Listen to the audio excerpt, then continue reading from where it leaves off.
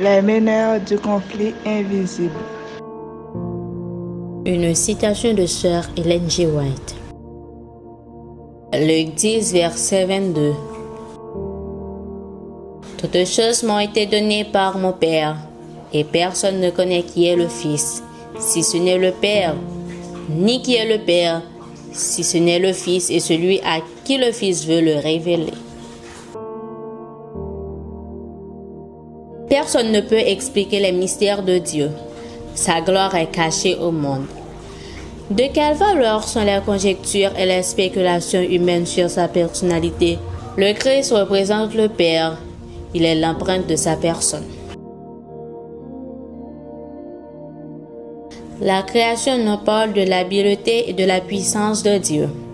Dans sa bonté, il a mis sur la terre des fleurs et des arbres merveilleux, magnifiquement adaptés aux régions et au climat où ils poussent. Bien que le péché ait abîmé l'aspect et la beauté des choses de la nature, bien que l'on puisse y constater les traces des agissements du prince de la puissance de l'air, elle nous parle encore de Dieu et nous révèle un peu de la magnificence de l'Éden. Dans les cieux, comme sur la terre et dans les océans, nous voyons les œuvres de Dieu.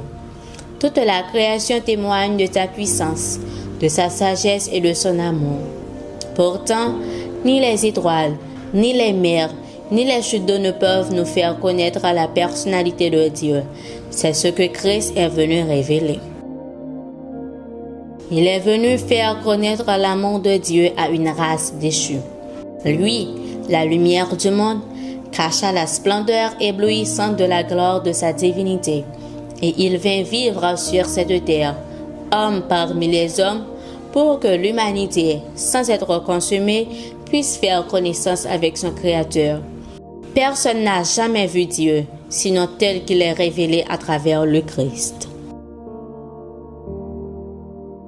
À cause de ses fréquents triomphes, Satan devient de plus en plus audacieux et provoquant dans sa rébellion contre Dieu.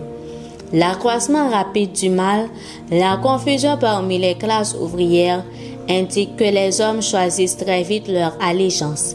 Ils sont liés en gerbes pour être brûlés.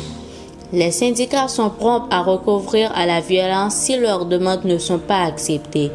Il est de plus en plus évident que les habitants de ce monde ne sont pas en harmonie avec Dieu. Aucune théorie scientifique ne peut expliquer la marche assurée des ouvriers du mal sous le commandement de Satan. Les anges déchus sont à l'œuvre dans chaque mouvement de foule, poussant les hommes à commettre des actes de violence. La perversité et la cruauté des hommes atteindra de tels sommets que Dieu se révélera dans sa majesté. Très bientôt, la méchanceté du monde sera parvenue à ses limites. Et comme au jour de Noé, Dieu déversera ses jugements. Levez vos yeux en haut, page 326, paragraphe 2 à 7.